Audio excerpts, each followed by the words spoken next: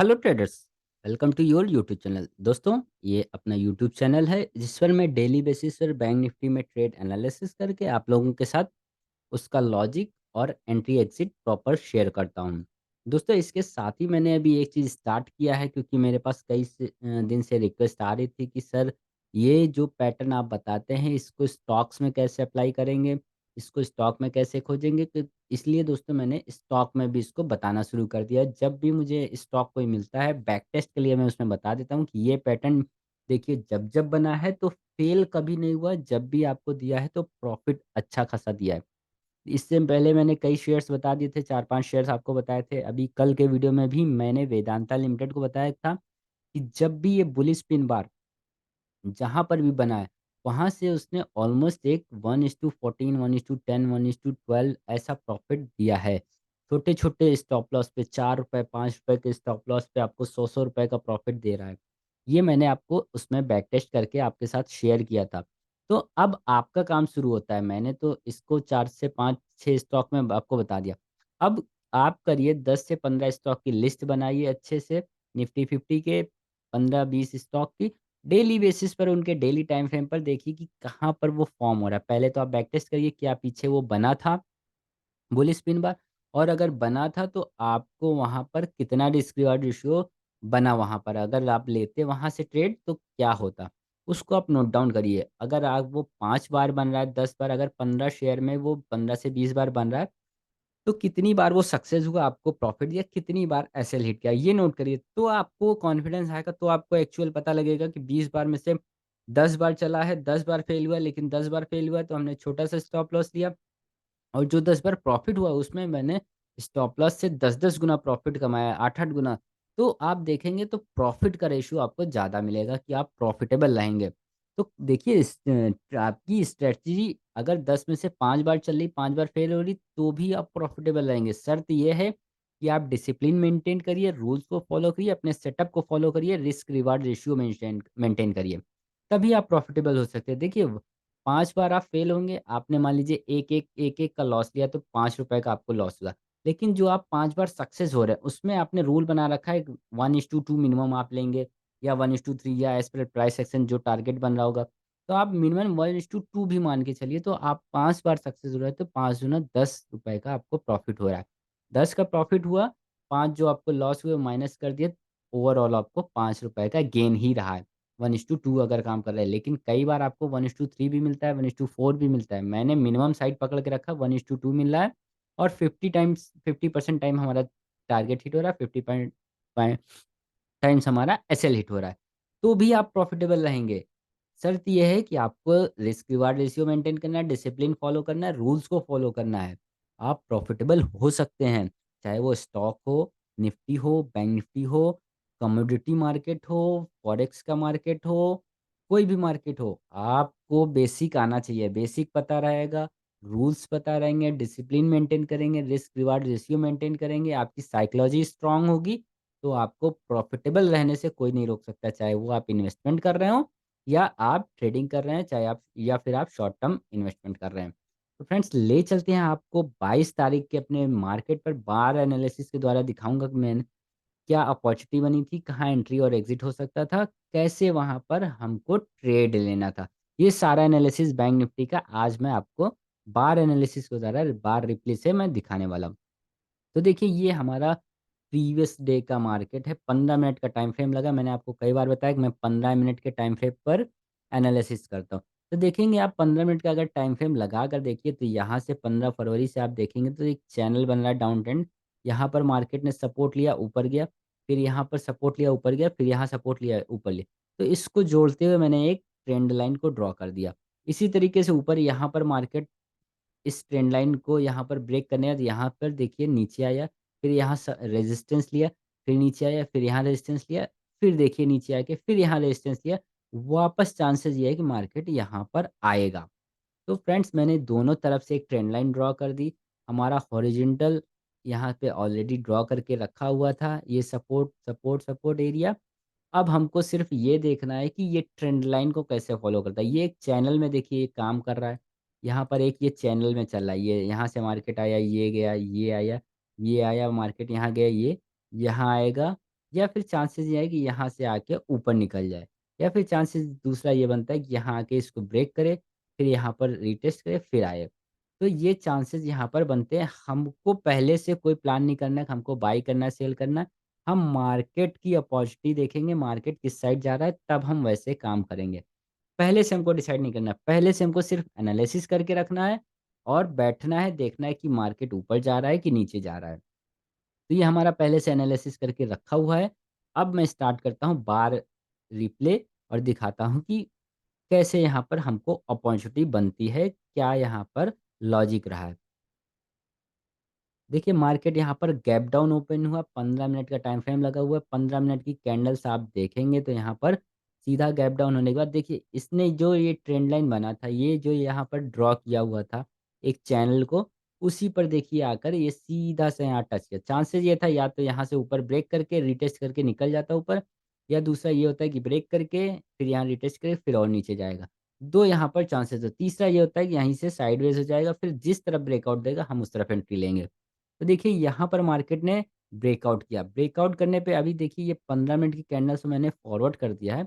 लेकिन अगर आप यहाँ पर देखेंगे तो मार्केट एक सीधा एक ट्रेंड में आ रहा है। सीधा एक यहाँ पर मार्केट गिरता चला जा रहा है।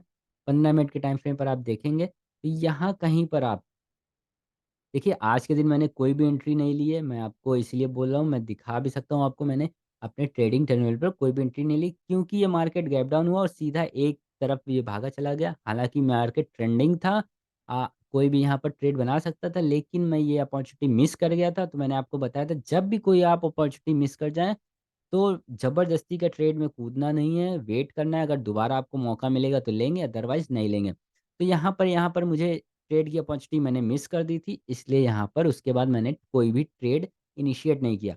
अब आप ये कैंडल तक अगर आप देखें, जो ये कैंडल बनी, यहाँ पर ग्रीन कैंडल और ये उसके बाद वाली रेड कैंडल, इस कैंडल को अगर आप मार्क कर लें, इसको एक चैनल में बना लें। ये कैंडल क्या होती है, जब मार्केट गिरता है तो जहाँ लोग एसएल हिट होते हैं लोग, तो वो अपना शॉर्ट कवरिंग करते हैं। जब शॉर्ट कवरिंग करते हैं तो मार्केट या तो कंसोलिडेट होगा, पॉज़ लेगा, या फिर ऊपर की ओर थोड़ा-सा जाएगा। तो यहाँ पर देखिए मार्केट कंसोलिडेट हो गया। अगर आप 5 मिनट के टाइम फ्रेम पर आप जाकर देखें, तो मार्केट ने यहाँ क्या किया, एक रेंज बनाई। ये मार्केट ने यहाँ पर गिरने के बाद एक मार्केट ने रेंज बनाई, यहाँ पर लगभग 45 मिनट के आसपास, आधे घंटे के आसपास यहाँ पर देखेंगे रेंज बनाई।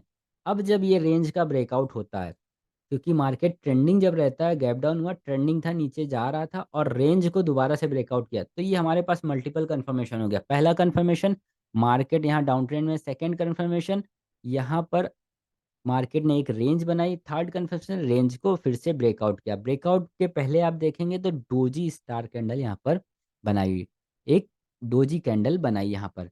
डोजी कैंडल के बाद इसने ब्रेकआउट किया, तो ये हमारे पास 3 कन्फर्मेशन ऑलरेडी आ गए। तो अगर आप यहाँ पर ट्रेड इनिशिएट करते ये कैंडल बनने के बाद, ये रेड कैंडल पे आप यहाँ पर एंट्री लीजिए डाउन साइड का।